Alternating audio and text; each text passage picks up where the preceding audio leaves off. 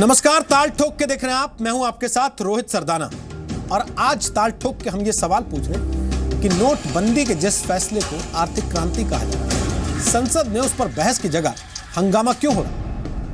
इस समय संसद का शीतकालीन सत्र चल रहा है। 16 नवंबर को सत्र के पहले दिन औपचारिकताएं पूरी हुई और 6 दिसंबर को यानी कल तमिलनाडु के मुख्यमंत्री जयललिता के निधन के बाद राष्ट्रीय शोक का दिन था। आज संसद में कामकाज का 16वां दिन था। हमारे दर्शकों को यह बात ध्यान से सुननी चाहिए कि जिस संसद में वो अपने नेताओं को चुनकर भेजते हैं, अगर उसमें कामकाज सही तरीके से हुआ होता, यानी अगर उनके सांसद नीतियों पर, नियमों पर और कानूनों पर बहस करते, तो इसके लिए लोकसभा को 84 घंटे मिले थे और राज्यसभा को कम से कम 75 घंटे।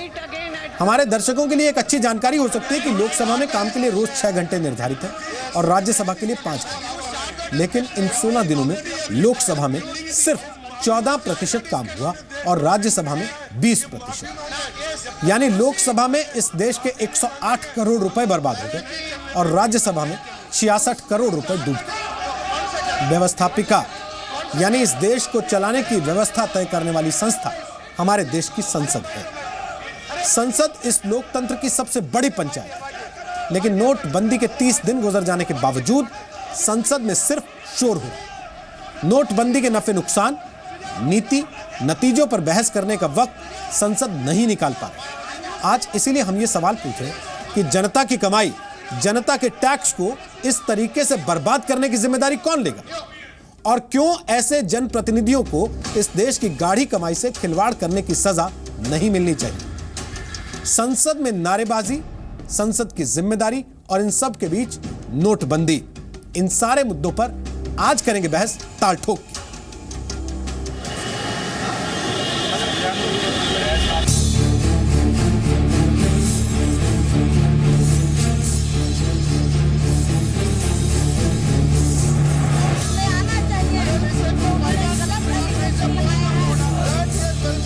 सर, मैं पूछना चाहता हूं इन 84 लोगों की हत्या के लिए कौन जिम्मेदार? एक स्कीम लाई गई बगैर सोचे समझे और जिसकी वजह से करोड़ों लोगों को लाइन में रखना पड़ा और जिसकी वजह से ये 84 जानें चली गई है। ये हाउस का परंपरा है that when LOP speaks and when LOH speaks, when leader of the house and leader of opposition speaks, everybody will be silent and that will be heard in silence. That is the convention of this house. House का परंपरा है। अरे one second, अरे please, अरे बैठिए, अरे बैठिए, अरे बैठिए, अरे बैठिए, one second, see, अरे please, it is unfair. You see, the chair is on his legs. Sit down, sit down. अरे sit down, sit down, sit down. विपक्ष का ये प्रयास रहता है कि 2 मिनट के लिए 0 आवर में विषय उठा दिया जाए, टेलीविजन कवरेज के लिए वो विषय उठे, लेकिन देश की जानकारी के लिए जो विस्तृत चर्चा होनी चाहिए उसकी अनुमति सदन में न दी जाए। सरकार इस प्रकार का जो हथकंडा अपनाया जा रहा है, इसके लिए निश्चित रूप से तैयार नहीं है। जो चर्चा अधूरी है, अगर विपक्ष में हिम्मत है तो मैं आज भी चुनौती देता हूं कि उस चर्चा को तुरंत आरंभ कीजिए। वोटिंग ऐसे कह रहे हैं, वोटिंग हो चुकी है, इंटरनेशनली हो चुकी है, केवल भारत में नहीं है, टाइम मैगजीन के वोटिंग भी हो चुकी है और भारत के प्रधानमंत्री नरेंद्र मोदी आज के दिन में विश्व मान्य हो गए हैं। जो आदमी जगह जगह घूम घूम के इसका श्रेय ले रहे हैं, जो कह रहे हैं मेरी, वो तो बैठे पूरे टाइम चर्चा में, तब तो चर्चा होगी। बयान बाहर दिए गए कि ये विपक्षी दल जो समर्थन कर रहे हैं ये काला बाजारियों के साथ है, तो उस पर विपक्ष कह रहा माफी मांगे। ये विपक्षी वो आप 2 मिनट में कर लो, खत्म बात। प्रधानमंत्री जी ने कोई ऐसी बात नहीं कही जिससे कि सदन की या सदन के किसी माननीय सदस्य की अवमानना की बात हो। आप चर्चा शुरू करोगे, वो इंटरवीन भी करेंगे, तो ये सारी बातें तब भी सामने आएंगी। रास्ता खुलना चाहिए। 15 दिन का जो ये एकदम हाउस में कुछ नहीं हुआ, ये कोई अच्छा संदेश विपक्ष के लिए नहीं है। ताल ठोक के आज का पहला सवाल, जिस नोटबंदी को पूरे देश में आर्थिक क्रांति कहा जा रहा है, संसद में उस पर बहस की जगह हंगामा क्यों हो रहा है? दूसरा सवाल, संसद में हंगामा करने वालों को सैलरी क्यों दी जानी चाहिए? तीसरा सवाल, जनता के पैसे से कामकाज करने के बदले उसे लुटाने वाले नेताओं को सजा कब मिलेगी? चौथा सवाल, 1 महीने बाद अपने मकसद में कितना आगे बढ़ी है नोटबंदी? और ताल ठोक के आज का 5वां सवाल, क्या कालाधन निकालने में कामयाब हुई है सरकार?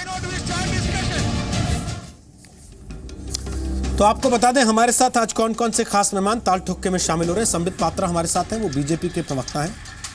विजय सरदाना हमारे साथ हैं, वो अर्थशास्त्री हैं, पोल्ट्री फेडरेशन ऑफ इंडिया के सलाहकार हैं, एग्री बिजनेस कमेटी के को चेयरमैन रह चुके हैं। राजीव रंजन हमारे साथ होंगे, वो जेडीयू के प्रवक्ता हैं। साल 2015 में बिहार में दीघा से विधानसभा का चुनाव लड़ा था, अखिल भारतीय कायस्थ महासभा के अध्यक्ष हैं। और रंजीत रंजन हमारे साथ हैं, वो बिहार के सुपौल से कांग्रेस की सांसद हैं और साथ ही कांग्रेस की प्रवक्ता भी हैं। स्वागत है आप सबका आज ताल ठोक के कार्यक्रम में। संबित पात्रा, हालांकि हमारा सवाल आज इस बात पर है कि जब संसद नहीं चल रही तो सांसदों को फिर तनख्वाह किस बात की दी जाए उस दिन के काम की, लेकिन उससे पहले आज जो बात हुई लाल कृष्ण आडवाणी की तरफ से, उसमें फटकार केवल विपक्ष के लिए नहीं थी, सरकार के लिए भी थी। तो सरकार की भी तो कहीं ना कहीं जिम्मेदारी होगी कि संसद अगर 15 दिन से काम नहीं कर पा रही तो उसको सुचारू रूप से आगे कैसे चलाया जाए, उसका रास्ता कैसे निकाला जाए। सही कह रहे हैं, मैं इसका उत्तर दूंगा, मगर एक बहुत मुझे लगा कि ये मुझे शेयर करना चाहिए देश के साथ। खुद रंजीत जी बैठी हैं, वो तो सांसद भी हैं। मैं ये आज टाइम्स ऑफ इंडिया का एक आर्टिकल दिखा रहा हूँ, आज के अखबार का ही है। इसे लिखा है जावेद अबीदी, जो कि कन्वीनर है डिसेबल्ड राइट्स ग्रुप के, दिव्यांग लोगों के ये अध्यक्ष हैं, कन्वीनर हैं। और इन्होंने एक अपील किया है देश को कि दिव्यांगों के लिए जो बिल आना था वो बिल कब पारित होगा। 2010 से उसके लिए लड़ाई चल रही है, 2 बार टेबल करने की कोशिश की गई और आज भी आपने सुना कि किस प्रकार मंत्री साहब थावरचंद गहलोत खड़े होकर भीख मांग रहे थे कि प्लीज मुझे इस डिसेबिलिटी बिल को टेबल करने दो। और खुद कुरियन साहब चेयर से कह रहे थे कि मुझे बड़ा कष्ट हो रहा है कि डिसेबिलिटी बिल टेबल नहीं हो पा रहा है। मैं हाथ जोड़ के सभी सांसदों से कहूँगा, मैं सांसद नहीं हूँ मगर मैं हाथ जोड़ के, मैं जानता हूँ ये बड़े लोग हैं, हम छोटे लोग हैं, मैं हाथ जोड़ के इनसे कहूँगा कि देखिए हम सक्षम हैं, हम अपने पैरों पे खड़े हैं, हमारे हाथ हैं, हमारे जीभ है, हमारे आँख हैं। अगर हम ही नासमझ बने रहें, जिनके पैर नहीं, जिनके हाथ नहीं, जिनके आँख नहीं, उनके लिए अगर हम डिसेबिलिटी बिल भी ना ला सके तो धिक्कार है हाथ वाले, आँख वाले, हम जैसे लोगों पर। ये हाथ जोड़ के मैं कहना चाहूँगा, उसके बाद आपका मैं उत्तर दूंगा। देखिए, आडवाणी जी ने बड़ी बात कही। उन्होंने कहा कि सरकार को बहस के लिए तैयार होना चाहिए और विपक्ष को बहस करना चाहिए। उन्होंने यह कहा कि जो लोग वेल में दौड़ जाते हैं उनको तुरंत स्पीकर जो है बाहर कर दे और उन सभी सांसदों का वेतन काट दे जो बहस नहीं चाहते हैं। बिल्कुल सही कह रहे हैं। आडवाणी जी ने जो कहा है उसी के मार्गदर्शन में हमारी पार्टी ने पहले दिन ही कहा कि सरकार इसमें बहस चाहती है। हर दिन हम उसे रिपीट करते हैं कि सरकार बहस चाहती है। आप सवाल तो पूछिए। विपक्ष कहती है नहीं, प्रधानमंत्री पहले प्रेजेंट रहे, सवाल पूछने से पहले ही उन सवालों का जवाब प्रधानमंत्री दे दे। पहले कहते थे कि प्रधानमंत्री मौजूद रहे, प्रधानमंत्री मौजूद रहे, दोनों हाउसेस में मौजूद रहे। अब वो कहते हैं सिर्फ मौजूद रहने से नहीं होगा, वो पहले माफी मांग ले तब जाके हम बहस करेंगे। देखिए, इस प्रकार कभी नहीं होता है। अरुण जेटली ने भी कहा कि ऐसा कोई प्रेसिडेंट नहीं है कि हर मेंबर जब बोले तब प्रधानमंत्री उस समय मौजूद रहे। आप सवाल तो पूछिए। खुद अरुण जेटली जी ने भी और राजनाथ जी ने भी दोनों सदनों में कहा है कि प्रधानमंत्री इंटरवीन करेंगे, प्रधानमंत्री आपके हर सवाल का जवाब देंगे, फिर भी आप चलने नहीं दे रहे हैं संसद। ठीक है, ठीक है, आप कह रहे हैं विपक्ष नहीं चलने दे रहा, आप तो चलाना चाहते हैं, आपकी तरफ से हर रोज अपील की जाती है। रंजीत रंजन, आप तो सांसद हैं, मैं दफ्तर आता हूं हर रोज और किसी एक दिन अगर मैं बिना काम किए घर वापस चला जाऊं केवल तफरी करके 8 घंटे काट के 9 घंटे काट के, तो उस रात नींद नहीं आती है। ऐसा लगता है कि काम चोरी की, कुछ काम नहीं किया, इस दिन की तनख्वाह ले रहे हैं। सांसदों को ऐसा कोई बोझ नहीं लगता क्या घर जाने के बाद कि हम केवल हल्ला करके लौट आए? देखिए, बहुत ज़्यादा बोझ लग रहा है इस वक्त। आप सांसदों की बात कर रहे हैं, मुझे प्रधानमंत्री आज बोझ लग रहा है। जिस तरह से उन्होंने 125 करोड़ को लाइनों में खड़ा कर दिया। अमर सिंह की स्टेटमेंट आई है कि क्या वो अभी एक मैगजीन दिखा रहे थे, मैं तहलका दिखाती हूँ, जिसमें अमर सिंह ने कहा कि क्या सभी भारतीय अपराधी हैं। उधर मनमोहन सिंह जी ने कहा कि ये कानूनी तौर से तयबंद तरीके थे, इंडिया के पैसे की लूटबंदी है। तो मुझे भी रात भर नींद नहीं आती है कि आप सांसदों की बात कर रहे हैं। मैं तो कहूँगी कि प्रधानमंत्री या नरेंद्र मोदी जी को प्रधानमंत्री रहने का कोई हक नहीं है। जिस तरह से उन्होंने हर गरीब को, हर लेबर को, हर वेजेस को, हर मिडिल क्लास को, लोअर क्लास को 30 दिन के बाद भी जो लाइनों में खड़ा किया है, और ऊपर से जो काले धन की बात कर रहे थे, आज 12 लाख करोड़ से ऊपर धन बैंकों में चला गया।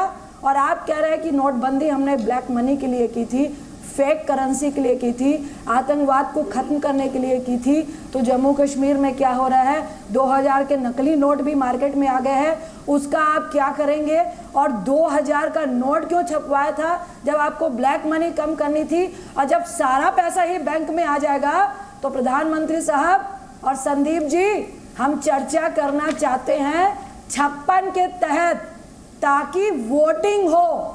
अगर आप 56 के तहत चर्चा नहीं कर रहे तो 184 के तहत, ताकि वोटिंग हो। जब आप फुल मेजॉरिटी में हैं और आप इतना बड़ा आपने बोल्डली डिसीजन लिया है, तो सदन से घबराए क्यों?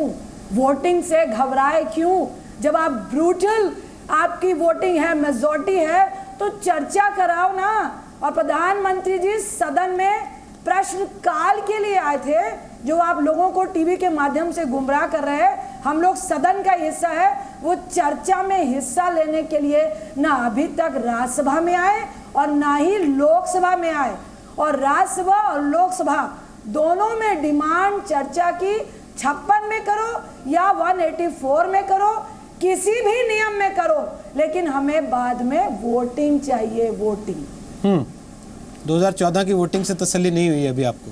समित पात्रा, आप हाथ उठाएं, बोलिए, उसके बाद मैं राजीव रंजन के पास जाऊंगा, बोलिए। देखिए रोहित जी, मैं बहुत टेक्निकलिटी में नहीं जाऊंगा, क्योंकि जो साधारण जनता हमें सुन रही है ना, वो 55, 56, 184, 193 ये सब नहीं समझती है।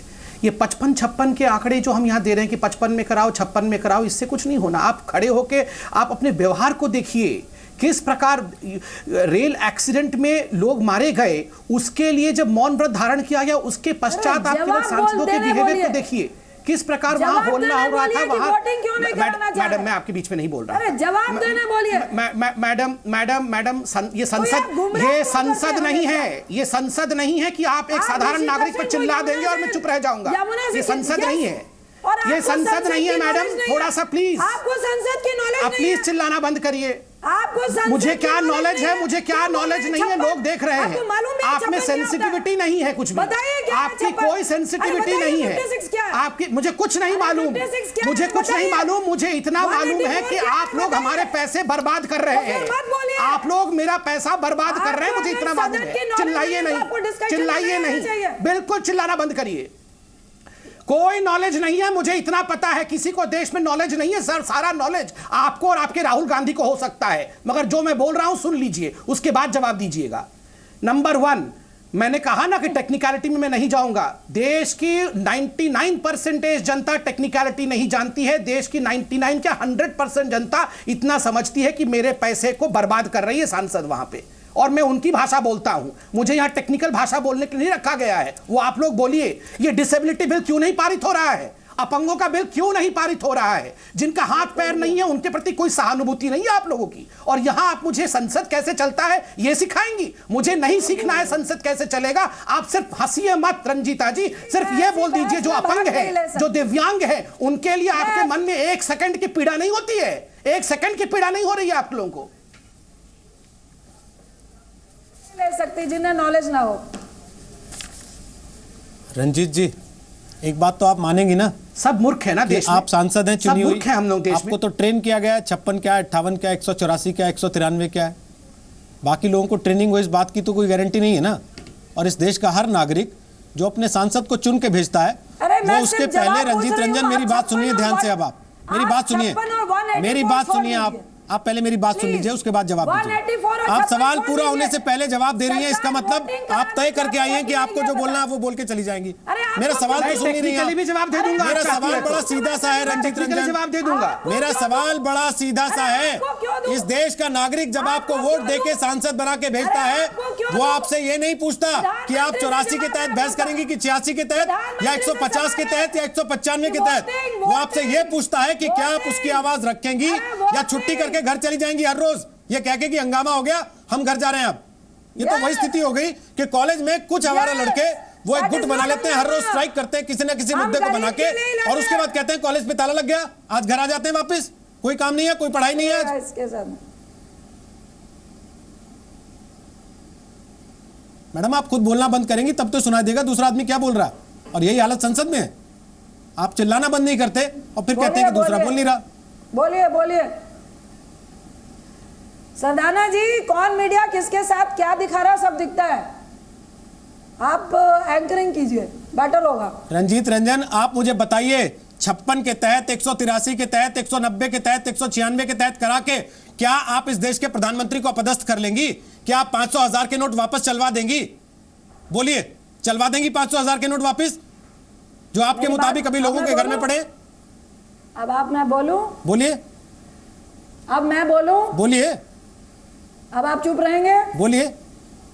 बिल्कुल, ये वोटिंग से इसलिए घबरा रहे हैं, अगर वोटिंग इनके अगेंस्ट में गई तो इनको वापस भी लेना पड़ सकता है, इनकी सरकार गिर सकती है, आपका कॉन्फिडेंस मोशन आ सकता है, इसलिए सरकार डर रही है। रंजीत जी, मैं इतना मूर्ख नहीं हूं। वोटिंग कराने में ये पता चलेगा। सुनिए, अरे सरदाना जी सुनिए, संबित पात्रा उनको पूरा मेरी करने बात दीजिए। खत्म होने दीजिए। संबित पात्रा उनको पूरा करने वोटिंग दीजिए। होगी तो अगर बीजेपी के सांसद भी इनके अगेंस्ट वोटिंग करेंगे तो इनकी फजीहत होगी, और राज्यसभा में अगर ये हार गए तो उनको नो कॉन्फिडेंस मोशन में जाना पड़ेगा, और पूरा देश देखेगा कि देश के लोग इनके पक्ष में है कि विपक्ष में। जब सरकार इतनी कॉन्फिडेंट है तो आके प्रधानमंत्री बहस सुने, उसके बाद वोटिंग कराए, और वोटिंग में हम लोग हारते हैं तो हम सैल्यूट करते हैं, क्योंकि विपक्ष नोटबंदी के खिलाफ नहीं है। जो अव्यवस्था इन्होंने फैलाई है, जिस षड्यंत्र के तहत लोगों को लाइनों में खड़ा किया है, और जो 50 दिन गुमराह कर रहे हैं बार बार, क्या 50 दिन के बाद हम लोग का सवाल है कि करप्शन बंद हो जाएगा? जो फेक करेंसी अभी से आ गई तो क्या वो बंद हो गई? और जब पैसा सारा बैंकों में आ गया तो ये नोटबंदी किस लिए थी? लाइनों में खड़ा व्यक्ति किस लिए अपने पैसे के लिए लाइन में खड़ा था? हम इसका सवाल मांग रहे हैं, ना कि इनके यहाँ पर जो प्रवक्ता बैठे हो वो सिर्फ दूसरे तरफ रंजीत रंजन जी, बहुत दिन नहीं हुए, 4 दिन पहले मैं आपको टीवी पे देख रहा था। अन्यथा मैं रंजीत रंजन जी, आप आज जिस जनता की पैरवी कर रही है, 4 दिन पहले मैं देख रहा था, आप कह रहे थे ये जनता मेरी वोटर नहीं है, ये मेरी वोट बैंक नहीं है जनता, क्योंकि वो जनता आपकी हाँ में हाँ नहीं मिला रही थी। तो ये बड़ी अजीब सी परिस्थिति है कि ये बड़ी अजीब सी। मैडम अब आप कह दीजिए मीडिया किसके साथ है? मैडम आप कह दीजिए मीडिया किसके साथ है, और आपके 44 सांसद सरकार गिरा रहे हैं। ठीक है मैडम, ओके, नहीं मैडम ठीक है, आप कहिए, आप कहिए मैडम, आप कहिए। जब आदमी के पास तर्क खत्म हो जाते हैं, जब व्यक्ति के पास तर्क खत्म हो जाते हैं तो वो कुतर्क पे आ जाता है। जब व्यक्ति के पास तर्क खत्म हो जाते हैं तो वो कुतर्क पे आ जाता है। तो वो ये कहता है कि साहब मीडिया तो वो नहीं दिखा रहा जो मैं देख रहा हूँ।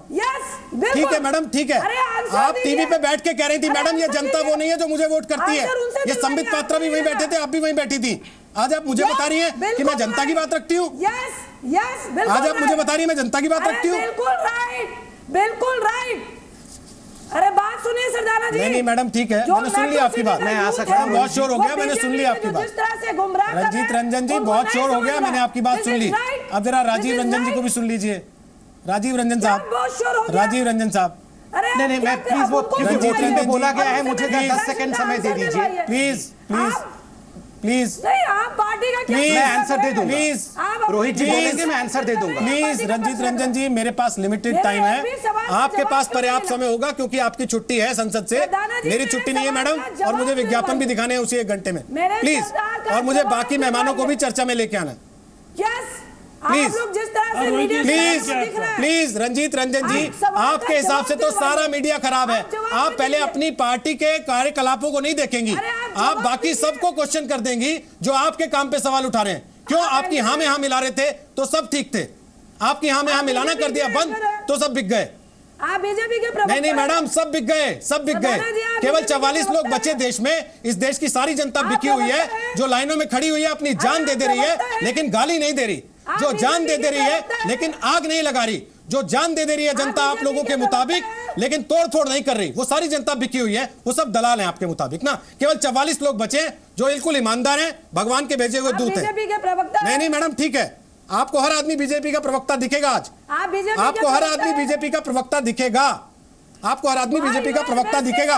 और मैं तो ऑन रिकॉर्ड ये देख चुका हूं कि आप देश की जनता से ये कह के भाग खड़ी हुई थी कि आप लोग हमारे वोटर नहीं है, आप लोग हमारे वोटर नहीं है, ये कह के आप भाग खड़ी। बाकियों को क्यों बुलाए? संबित पात्रा बोलिए आप। सरदाना जी मैडम आप रहने दीजिए प्लीज, आप रहने दीजिए रंजीत रंजन प्लीज, रंजीता जी रहने दीजिए, रहने दीजिए।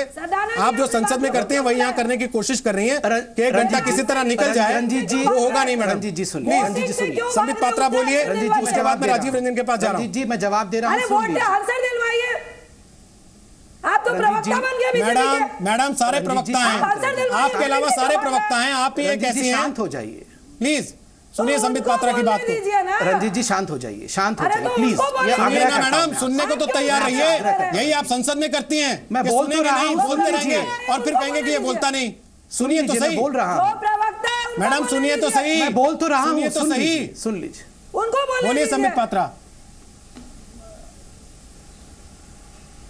रंजीता जी, रंजीत जी मैं आपका बहुत सम्मान करता हूं, एक बात याद रखिए, मैं आपकी भलाई के लिए कह रहा हूं। कभी भी हम, चाहे मैं प्रवक्ता हूं चाहे आप सांसद हैं, हमारा बॉडी लैंग्वेज, हमारी वॉइस कभी भी अहंकार नहीं दिखाना चाहिए। मुझे बड़ी तकलीफ हो रही है जिस प्रकार से आप हम सब पे चिल्ला रही हैं, प्लीज मत करिए, ये आपके लिए अच्छी बात नहीं है। प्लीज मैडम सुन लीजिए, मैं आंसर दूंगा मैडम, ऐसे आप, मैं आंसर दे रहा हूं, सुनिए आंसर दीजिए। मैं क्या आंसर दे रहा हूं, इसका सबूत आपसे नहीं चाहिए, सुन आंसर लीजिए। दीजिए। मैं If you have answer, tell me the नहीं, मैं answer. जानता हूं आपको किसी से सबूत नहीं चाहिए। थोड़े दिन बाद आप लोग रहेंगे ही नहीं, जब 4 से 0 हो जाएंगे तब हम लोग किसी को आंसर कुछ भी नहीं बोलेंगे फिर हम आपको, क्योंकि आप लोग रहेंगे नहीं। आप लोगों का बिहेवियर जैसे चल रहा है ना, लोग आपको 44 से 0 ले आएंगे, चिंता मत करिए। अब मैं आंसर दे रहा हूं, सुनिए। आपका यही था ना कि हमारी सरकार गिर जाएगी और हम वोटिंग कराएंगे तो नरेंद्र मोदी जी प्रधानमंत्री नहीं रहेंगे। ये आप ख्वाब देखना बंद कर दीजिए कि सरकार गिर जाएगी और बिना इलेक्शन के राहुल गांधी प्राइम मिनिस्टर बन जाएंगे। ये जो मुरारी लाल के सपने हैं ना, मुंगेरी लाल के सपने, ये 10 जनपद के अंदर देखा करिए ना, ये हेलो हेलो बंद करिए। ये 10 जनपद के अंदर बैठ के सपने देखें आप लोग कि यहाँ इलेक्शन नहीं होगा और राहुल गांधी ऐसे ही प्रधानमंत्री बन जाएंगे। सैकड़ों वर्ष बीत जाएंगे, राहुल गांधी कुछ नहीं बन सकते हैं, या याद रखिए। अब दूसरी बात, it is a prerogative of the speaker. आप जानना चाहती टेक्निकली ना कि किसके अंतर्गत बहस होगा? टेक्निकल आंसर है ये स्पीकर का प्रेरोगेटिव है कि किसके अंतर्गत बहस होगा। अब आप ये कह दीजिए, जैसे रोहित सरदाना को आप स्पोक्स पर्सन बोल रहे थे, आप कह दीजिए इस चैनल में, मैं मान जाऊंगा कि स्पीकर भी बीजेपी की स्पोक्स पर्सन है। मैं चैलेंज करता हूं, ये कह के तो देखिए एक बार, बाद में जमाई लीजिएगा। कुछ काम करते नहीं है संसद में, यहां जमाई भी लेते हैं आके।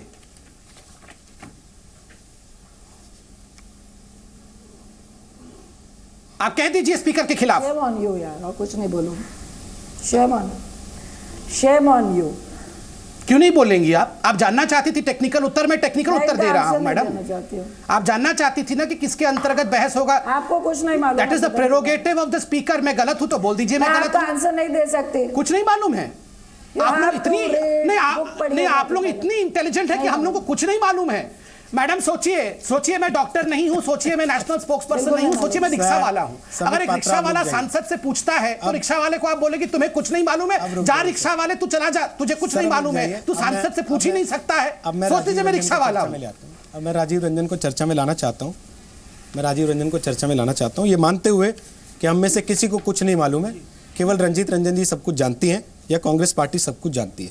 मनमोहन सिंह जी ने संसद में बयान दिया, ये कहा कि इस देश के मात्र इतने से लोग हैं जो बैंकिंग का इस्तेमाल करते हैं, लेकिन उन्होंने ये नहीं कहा कि इस देश की अर्थव्यवस्था को जो आज शक्ल है, इस देश के बैंकिंग सेक्टर को जो आज शक्ल है, इस देश की इकोनॉमी को जो आज शक्ल है, उसमें सबसे बड़ा रोल मेरा रहा है। इसलिए आज अगर इस देश के मात्र इतने से लोग बैंकिंग सिस्टम का पार्ट हैं तो वो मेरा फेलियर है, मैं उसके लिए अपनी पीठ नहीं थपथपा सकता।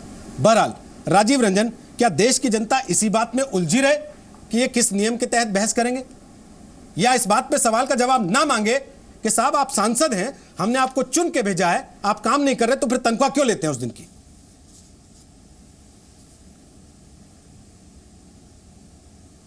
देखिए, सबसे पहली बात तो ये है कि डीमोनेटाइजेशन के सवाल पर हमारी पार्टी का स्टैंड बिल्कुल साफ है। हम सेंटर के साथ हैं। इस फैसले को हम लोगों ने साहसिक कदम बताया। नीतीश कुमार जी ने पहले दिन काला धन पर एक निर्णायक प्रहार की संज्ञा दी, लेकिन आज इस फैसले के बाद 49वां दिन है और संसद में अगर गतिरोध बना है तो कहीं ना कहीं अगर आप 2012 और 2013 के संसद के सत्रों को याद करें तो यही भूमिका भारतीय जनता पार्टी की उन दिनों थी। आज फ्लोर प्रबंधन की जिम्मेवारी रूलिंग अलायंस पर है और इस जिम्मेवारी से भारतीय जनता पार्टी के लोग किनारा नहीं कर सकते।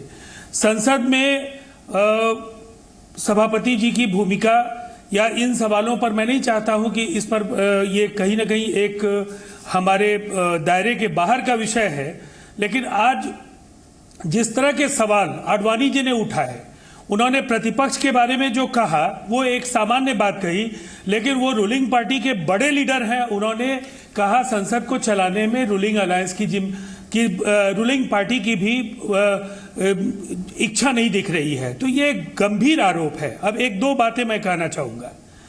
जो रोहित जी, पूरे देश में जो खबरें आ रही हैं, आज भारतीय जनता पार्टी के एक बड़े लीडर जनार्दन रेड्डी पर 100 करोड़ रुपए के काला धन को सफेद बनाने का आरोप जिस ड्राइवर ने लगाया उससे आत्महत्या भी कर ली है। इसके पहले 500 करोड़ रुपए उनकी पुत्री की शादी में खर्च करने के आरोप लगे। दूसरी तरफ आज मयूरभंज में भारतीय जनता पार्टी के एक नेता को गिरफ्तार किया गया 35 लाख रुपए के साथ। भारतीय जनता पार्टी ने कहा पार्टी से उनका रिश्ता नहीं है, लेकिन वो भारतीय जनता पार्टी के उम्मीदवार थे विधानसभा चुनाव में, मनीष शर्मा।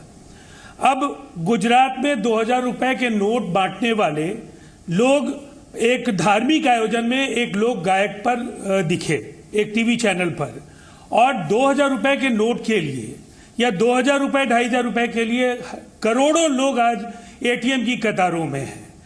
कई जगहों पर नए नोट भी बरामद हो रहे हैं। हमारा ये कहना है कि ये जो स्थिति है, और दूसरी तरफ आरबीआई ने जो आज repo rate, reverse repo rate और रेट ऑफ इंटरेस्ट को लेकर के जो उम्मीदों पर पानी फेरने का काम किया, उससे भी गहरी निराशा है कि 3,40,00,000 करोड़ रुपए, 40,000 करोड़ रुपए आज बैंकों में जमा हो गए हैं, आरबीआई के पास हैं। और उसके बाद उम्मीद अगर लगता था, आम आदमी को ये महसूस हो रहा था कि अगर रेट ऑफ इंटरेस्ट कम होंगे तो ईएमआई का फायदा उनको मिलेगा, ईएमआई की दरें घटेंगी। अब एक बड़ा सवाल है रोहित जी, मैं केवल अब 30 सेकंड लूंगा, मैं जानता हूं आपका काफी प्रेशियस टाइम है। अब जो ये पूरा का पूरा जो ये घालमेल दिख रहा है, इसके बाद भारतीय जनता पार्टी की तरफ से अभी तक जनार्दन रेड्डी जैसे नेताओं के खिलाफ कोई कार्रवाई के संकेत नहीं मिल रहे हैं। और हम ये कहना चाहेंगे कि बेल्लारी उपचुनाव के बाद ये सब लोग जानते हैं, पूरा देश जानता है कि रेड्डी बंधुओं की हैसियत कितनी बड़ी थी कर्नाटक में। आज भी उनकी हैसियत नहीं घटी है, लेकिन हम कालाधन की तरफ अगर ले जाएं तो इतना देश को जानने का हक जरूर है कि एक बड़े साहसिक कदम की अगर हवा निकालने का काम भारतीय जनता पार्टी के नेता ही अगर कर रहे हो तो प्रतिपक्ष के नेता क्यों नहीं इस पर सवाल उठाएंगे। ठीक, हम इस फैसले के साथ जरूर हैं, लेकिन क्रियान्वयन में जो गंभीर जो चूकें हुई हैं, जिसके कारण कतारों में अगर 85 लोगों की मौत हुई है और गहरी असुविधाओं का शिकार आज पूरा देश है, पूरी की पूरी अर्थव्यवस्था एक अघोषित बंद की स्थिति में है। मैं देख रहा था जौहरी बाजार से लेकर के देश के प्रमुख जो व्यापारिक इलाकों में जो गतिविधियों को लेकर के एक चर्चा मैंने देखी कि 10 से 25% के बीच ट्रांजैक्शंस आ गए हैं और कारोबार ठप हो रहा है। क्या ये नैतिक जवाबदेही प्रधानमंत्री जी या भारतीय जनता पार्टी या सत्तारूढ़ गठबंधन की नहीं है कि वो भरोसा जगाएं? और दूसरी तरफ ग्रोथ रेट घटने का अंदेशा, आरबीआई ने कहा है कि 0.5% ग्रोथ रेट भी घटने का डर है। एक्चुअल रेट को लेकर के, जो ग्रोथ रेट को लेकर के सवाल थे, वो पिछले आरबीआई गवर्नर और सरकार के बीच उनके मूल्यांकन की पद्धति को लेकर के थे। अगर ये वास्तविक मूल्यांकन 4% है और ये घट करके 0.5% और घटता है तो ये अर्थव्यवस्था के लिए खुशखबरी के संकेत नहीं है। ठीक है, मैं संबित पात्रा के पास जाऊंगा उनकी बातों का जवाब लेने, लेकिन उसके पहले मैं विजय जी आपसे एक चीज़ पूछना चाहता हूँ। एक इकोनॉमिस्ट के तौर पे आप क्या देखते हैं क्या 30 दिन पर्याप्त समय है डिमोनेटाइजेशन के आफ्टर इफेक्ट्स को जज करने के लिए? एक दूसरा, क्या हम ये मान लें कि भाई फेलियर की तरफ बढ़ रहे हैं हम? वाकई जो हमने चाहा था वैसा नहीं हो पा रहा, क्योंकि 12 लाख करोड़ रुपए तो आ ही चुके हैं अकाउंटों में, अभी खुद उन्होंने कहा। और तीसरी बड़ी बात यह है कि क्या ये संभव है आज की तारीख में कि आप सरकार को मजबूर कर लें कि आप फैसला पलट दीजिए, लाइए वापस 500,000 के नोट? देखिए, तीनों महत्वपूर्ण सवाल हैं। मैं कुछ आंकड़ों के सामने बात रखना चाहूँगा आपके। जब ये डीमोनेटाइजेशन हुआ था तो करीब 17.9 लाख करोड़ के आसपास कैश करेंसी मार्केट में थी, और जिसमें से अगर हम 500 और 1000 की बात करते हैं तो करीब वो 15.37 लाख करोड़ के आसपास था। अभी जो पैसा बैंकों में वापस आया है वो करीब 11.5 के आसपास एस्टिमेट्स आ रहे हैं। ये करीब 75% पैसा वापस आया है। अभी 25% पैसा आना बाकी है बैंकों में। आने वाले समय में दो चीज़ें समझ में आएंगी इस पूरे दिसंबर में कि जो 25% जो भी पैसा बाकी है उसमें से कितना आता है। और ये ज़रूरी नहीं है कि सारा ब्लैक मनी सिस्टम से बाहर रह जाए, लोग कोशिश करेंगे उसको वाइट कन्वर्ट करने की। लेकिन मेरा फिर भी ये अंदाज़ है कि अगर 10-15% भी पैसा बाहर रह जाता है और यह ब्लैक मनी डिक्लेयर हो जाता है तो ये बहुत बड़ा करीब 1.5 से 2 लाख करोड़ रुपए की सफाई इस देश की है ब्लैक मनी की, जो अपने आप में एक बहुत बड़ा नंबर है, उसको कम नहीं आंकना चाहिए, पहली बात। दूसरी बात, जो लोग आज तक सिस्टम से बाहर थे, अगर वो मोनेटाइजेशन सिस्टम के अंदर वापस अगर वाइट इकोनॉमी में आते हैं, उससे जो एडिशनल रेवेन्यू इस कंट्री को जनरेट होगा, क्योंकि वो टैक्सेबल इनकम होगी, उसमें मेरा एस्टिमेट ये है कि करीब भारत सरकार को अगले साल के बाद करीब 1 लाख करोड़ रुपए एडिशनल टैक्स रेवेन्यू मिलेगा। क्योंकि अगर 3 लाख करोड़ भी अगर वाइट बनता है तो अगर उसका एवरेज 30% भी लगाए, क्योंकि जो ब्लैक जनरेट करता है वो हाई ब्रैकेट का आदमी है, वो गरीब आदमी नहीं है, अगर वो 30% भी अगर टैक्स देता है फेयर वे में तो करीब 1 लाख करोड़ के आसपास इस देश को एडिशनल रेवेन्यू मिलेगा। इस बात को हमें ध्यान रखना चाहिए। ठीक है। अब रही बात तीसरी की जनता या 1 महीने में क्या ये समाधान आ जाएगा? पहले दिन से रोहित जी जब ये अनाउंसमेंट हुआ था हम आपके साथ हैं, हमने ये कहा था कि 1 महीने में नहीं होगा। इवन 50 दिन जो प्रधानमंत्री कह रहे हैं मेरे को भी ऑप्टिमिस्टिक लग रहा है। 1 क्वार्टर हमको लेना पड़ेगा और 1 क्वार्टर में आपका जो ग्रोथ रेट है इकोनॉमी का वो कम होगा, क्योंकि आपने सडनली मनी सक कर लिया है। अब आपको नई करेंसी देनी है या अल्टरनेट मींस ऑफ ट्रांजैक्शन करने हैं, वो जब तक नहीं होंगे आपकी इकोनॉमी पूरी तरह से ट्रैक पे नहीं आएगी।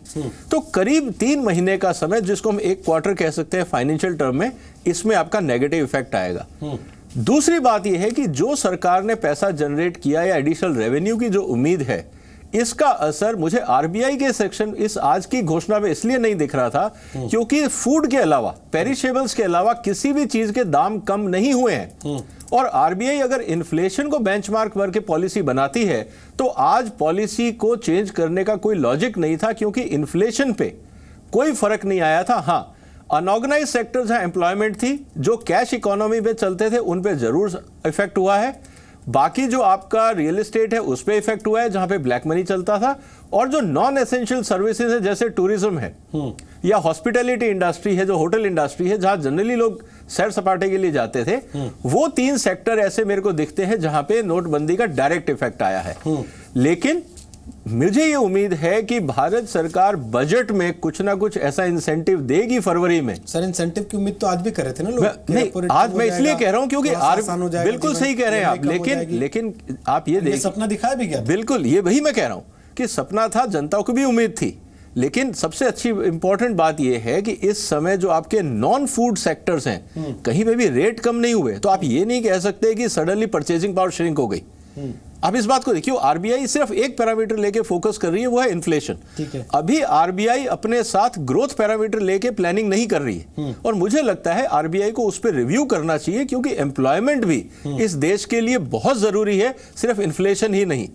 और हमें ये लगता है कि शायद आरबीआई को अपनी जो पॉलिसी है उसको एक बार रिव्यू करना चाहिए कि क्या सिर्फ इन्फ्लेशन से इस देश की मॉनेटरी पॉलिसी चलेगी, या कहीं ना कहीं आरबीआई का रोल है कि हम इन्वेस्टमेंट्स और एम्प्लॉयमेंट के लिए क्या रोल प्ले कर सकते हैं, क्योंकि उसमें इंटरेस्ट रेट का बहुत बड़ा रोल है।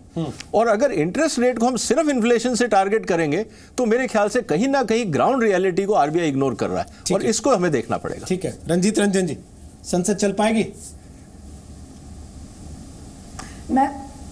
देखिए, मैं प्लीज़ 2-3 पॉइंट आप बोलना चाहूँगी। मैं उनकी काफ़ी बातों से एग्री किया। मैं 2-3 पॉइंट आपके माध्यम से गवर्नमेंट से पूछना चाह रही हूँ। उन्होंने कहा ना कि मे भी 2 लाख करोड़ तक का काला धन मिल सकता है, लेकिन अभी 11.5 नहीं 12+ आ चुका है। हम लोग के आपस में जब पार्टी की बात हुई, जो एक्सपर्ट है इकोनॉमिक्स के, उन्होंने बोला, मनमोहन सिंह जी ने बोला कि अगर 2% तक जीडीपी गिरता है, अगर हम उसको 1% भी मान लेते हैं तो एटलीस्ट 150 करोड़ का नुकसान है। उसके बाद 45 करोड़ जो डेली वेजेस हैं, जो लाइनों में खड़े थे, जो मजदूरी का काम करते हैं, फैक्ट्री में काम करते हैं, वो अनएम्प्लॉयमेंट आज उनकी हो चुकी है, उनको सैलरी नहीं मिल रही है, बहुत से लोग पलायन कर रहे हैं। तीसरा सेक्टर है जो छोटे दुकानदार हैं, वेंडर्स हैं, ठेले वाले हैं, शॉपकीपर्स हैं, उनका अंदाज लगा गया कि लगभग 1.30 करोड़ का नुकसान है।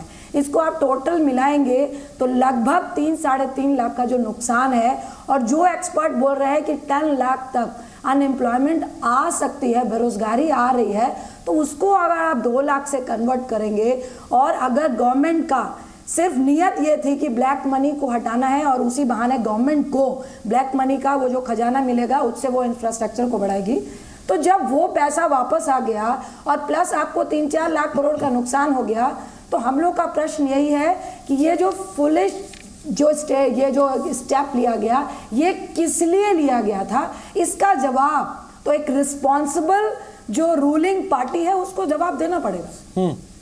संबित पात्रा, आप जवाब दे दीजिए, फिर मैं ब्रेक पे जाऊंगा और राजीव रंजन से बात शुरू करेंगे ब्रेक के बाद।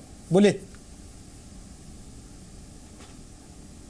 देखिए, बहुत सारे सवाल पूछे गए, मैं जवाब देता हूं, कुछ का जवाब अभी दे देता हूं। पहली बात, देखिए, कांग्रेस जब भी विषय रखती है वो मनमोहन सिंह जी को और मनमोहन सिंह जी के आंकड़ों को सामने लाती है। विद ऑल ड्यू रिस्पेक्ट, देखिए, मनमोहन सिंह जी को हम सब बहुत आदर करते हैं, वो आदर योग्य भी हैं, मगर एक बात याद रखिए, हिंदुस्तान के स्वतंत्रता के पश्चात जो फाइनेंस पॉलिसीज बनी, चाहे वो फाइनेंस सेक्रेटरी के रूप में या गवर्नर RBI के रूप में, बाद में फाइनेंस मिनिस्टर के रूप में, फिर प्राइम मिनिस्टर के रूप में, लगभग पूरा कार्यकाल 60 साल का मनमोहन सिंह जी ने देश की इकोनॉमी को दिशा देने का किया है, मगर इकोनॉमी नहीं। आपको याद होगा जब वाजपेयी जी सरकार छोड़ के गए थे, 8% GDP पे गए थे, मनमोहन सिंह जी 4 पे ले आए। अब हम एक चाय वाला प्राइम मिनिस्टर, वो 4% से उठा के 7.6 पे ले आया। तो प्लीज मनमोहन सिंह जी के आंकड़ों के आधार पर इतने बड़े बड़े डिसीजंस को हम आंकें, ये उचित नहीं होगा।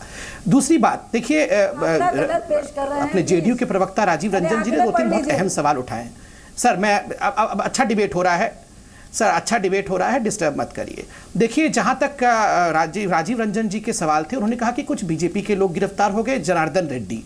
देखिए, जनार्दन रेड्डी हो या कोई भी बीजेपी का व्यक्ति हो, जनार्दन रेड्डी वैसे अभी बीजेपी में नहीं है, छापे पड़ रहे हैं, कोई गलती किया होगा तो छोड़ा नहीं जाएगा। अरे, लोग पकड़े तो जा रहे हैं, ये लोग पकड़े नहीं जा रहे थे, सभी पॉलिटिकल पार्टीज के नेता कहीं ना कहीं पकड़े जा रहे हैं, ये तो हम सबको स्वागत करना चाहिए। ये जो पॉलिटिकल क्लेंजिंग प्रोसेस हुआ है, जिनके पास काला धन था, वो ये सब छुपा के तो बैठे थे ना। हमारे अगर हमें बचाना होता इन लोगों को, जैसा कि आप लोग कह रहे थे कि हम बीजेपी के लोगों को बचा रहे थे, फिर ये कॉन्ट्रडिक्टरी हो जा रहा है। आप कह रहे हैं कि देखिए बीजेपी के लोग ही पकड़े जा रहे हैं, फिर राहुल गांधी कहते हैं कि बीजेपी के लोगों को पहले से बता दिया था और बचा दिया था, तो ये दोनों कॉन्ट्रडिक्टरी हैं। तीसरी बात, जहां तक EMI का सवाल है, RBI के नीतियों का सवाल है, बिल्कुल सही कहा हमारे अर्थनीति, यहाँ पे सरदाना जी बैठे हुए हैं। मैं सिर्फ उसमें एक बात ऐड कर दूं कि जो क्रूड प्राइस ऑयल का बढ़ रहा है इंटरनेशनली, उसको भी फैक्टर इन किया गया है। पेरिशेबल प्रोडक्ट्स के प्राइस तो कम हुए हैं और ये एक ऑनगोइंग प्रोसेस है। लास्ट में सिर्फ इतना कहूंगा, देखिए, जब हम लोग पहला बजट आ रहा था, दूसरा बजट आ रहा था मोदी जी का, हमसे पूछा जाता था कि बिग बैंग रिफॉर्म क्या होगा। आप इतना बड़ा मैंडेट लेके आए हैं, आप भी वैसे ही चलेंगे क्या जैसे कांग्रेस चल रही थी? कोई बिग बैंग रिफॉर्म तो करेंगे आप। अब जब बिग बैंग रिफॉर्म हुआ है, बताइए, इतना बड़ा मैंडेट कभी नहीं मिलता था। इतने बड़े मैंडेट के साथ भी अगर हिंदुस्तान की इकोनॉमी को हम फॉरएवर चेंज नहीं करें, तो हिंदुस्तान की इकोनॉमी कब चेंज होगी? वही घसीटते घसीटते घसीटते हम कब तक चलते रहेंगे? ठीक है, हम एक छोटा सा ब्रेक लेके वापस आ रहे हैं, उसके बाद इस चर्चा को आगे बढ़ाएंगे। राजीव रंजन साहब ने कहा कि लाइनों में मर जा रहे हैं 85 लोग। शराबबंदी हुई, गोपालगंज में 25 लोग मर गए, 23 लोग मर गए, और सरकार को ये मानना पड़ा कि शराबबंदी की वजह से ही मारे गए थे। जब जब देश में कोई बड़ा फैसला हुआ, क्या उसके कुछ साइड इफेक्ट्स हैं जो हमें झेलने पड़ेंगे?